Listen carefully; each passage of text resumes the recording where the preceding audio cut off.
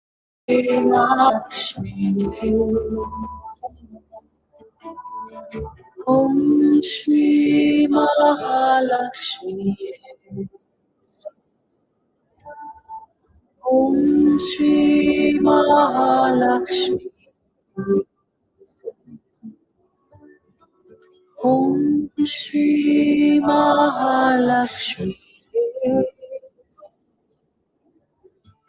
Om Shri Mahalakshmi.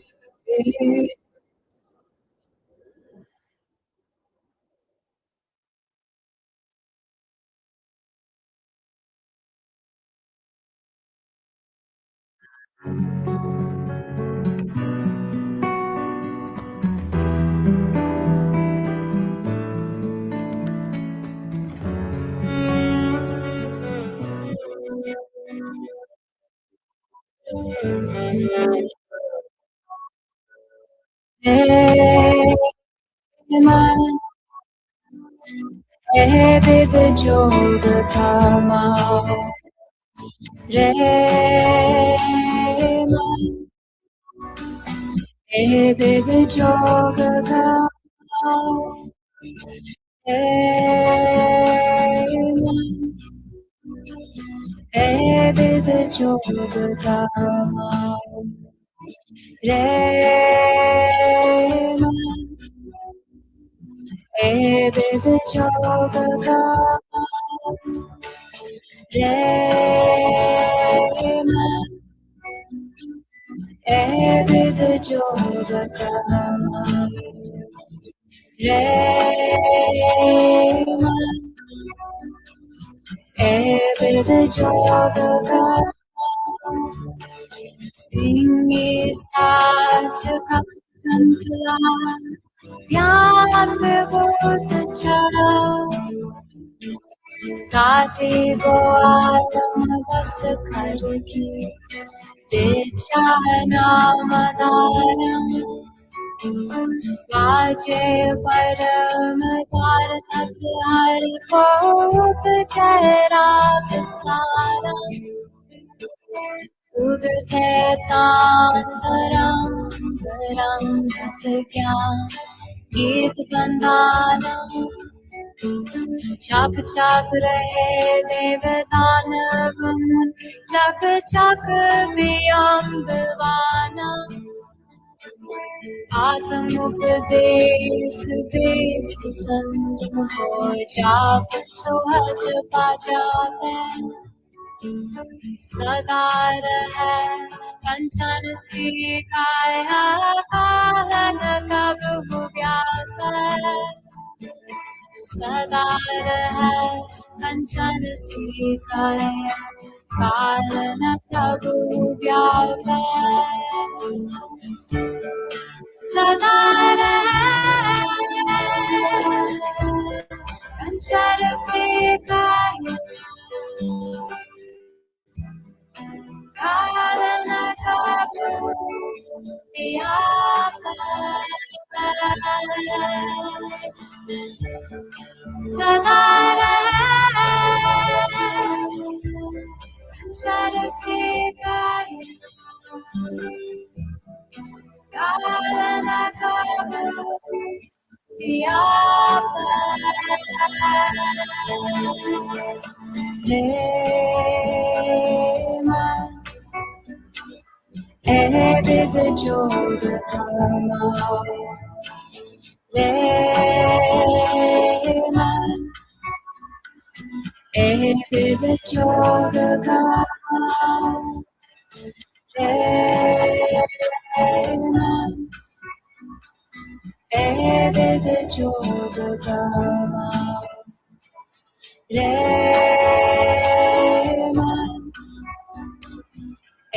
Vivid Yogatama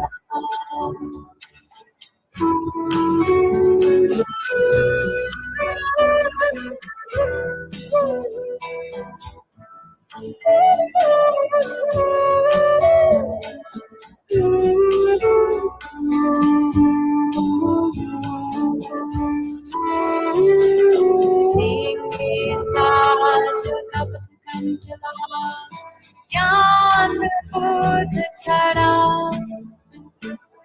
साथी को आदम बस करके बिछाना मदारम बाजे परम तार तक हर को चेहरा सारा उगते तान रंग रंग अत क्या गीत बंदाना चाक चाक रहे देवतानव मुन चक्र चक्र व्योम दीवाना आप मुख देख सत्यम और जात सुभज पाजा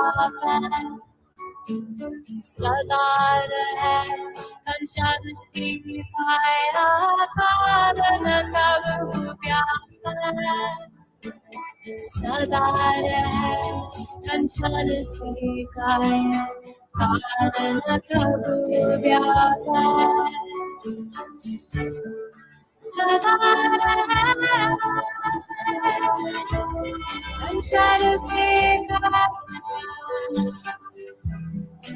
कालन कब व्यापन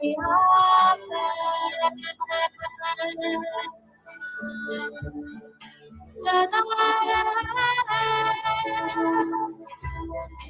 कंचन से कालन कब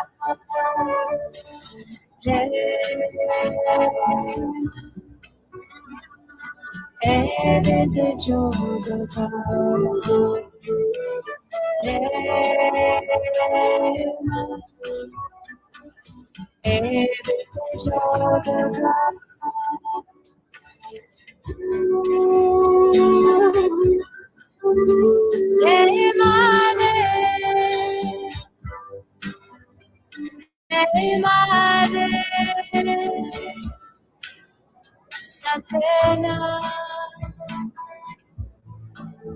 Satena.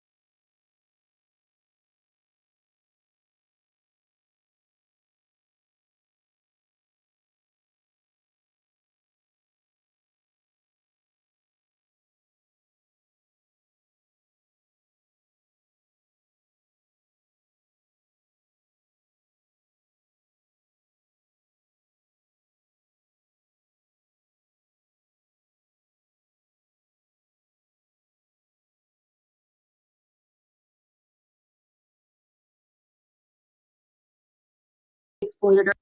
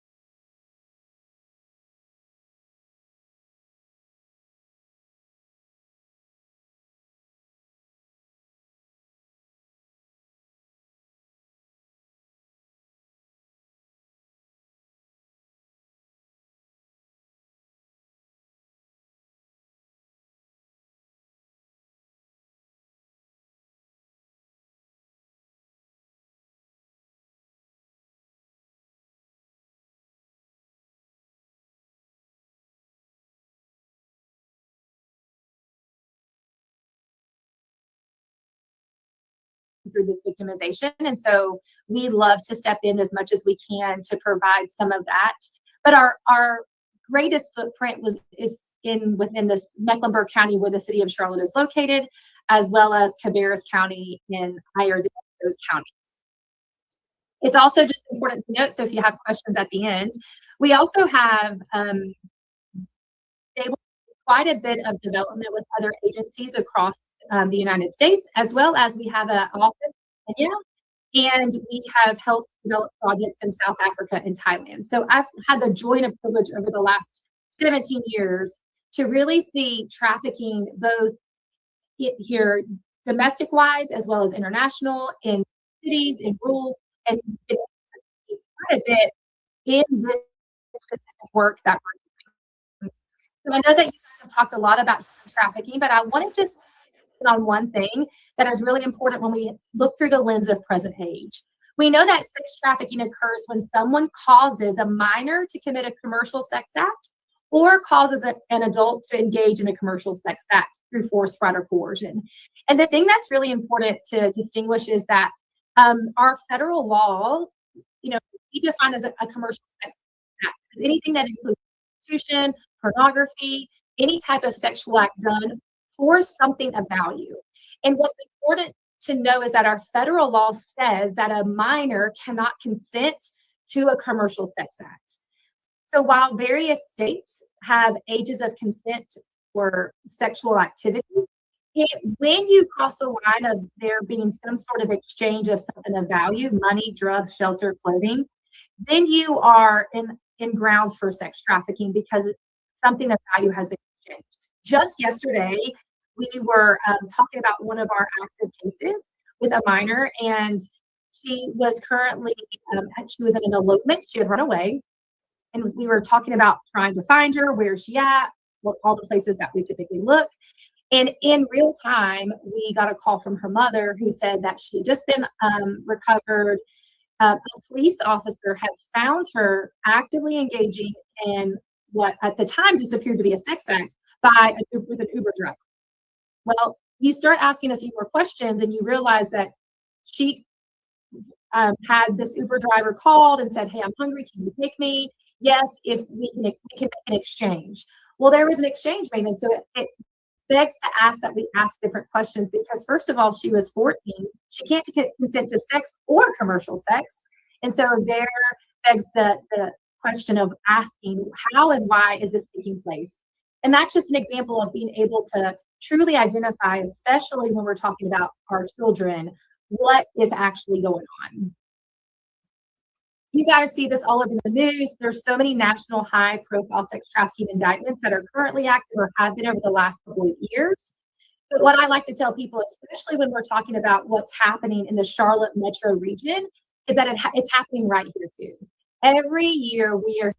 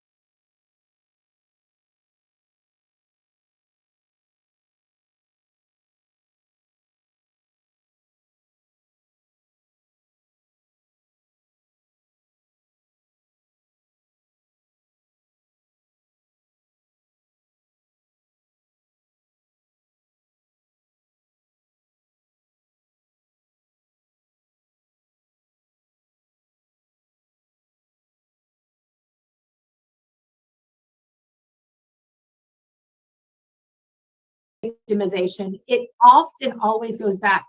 We have to have conversations about what happened to them when they were 5, 6, 7 years old. And what they didn't have at that young age was vocabulary and language to explain what was happening to them. And so we're so proud of this because it has led to disclosures of abuse leading to early intervention. We had a teacher tell us that she was actually pretty apprehensive about facilitating this in her classroom because it's just uncomfortable for a lot of people to talk about.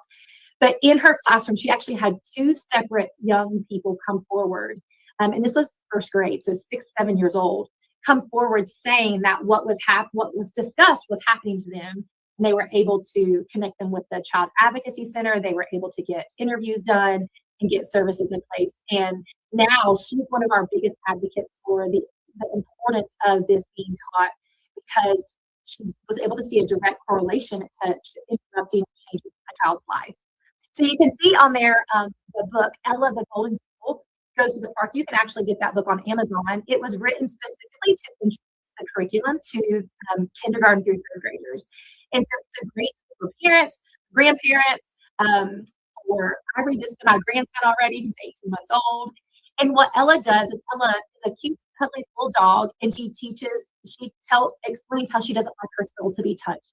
And so it just starts to give language and vocabulary about people violating what is a boundary. And so I highly encourage you guys to go check that out if you have littles in your life.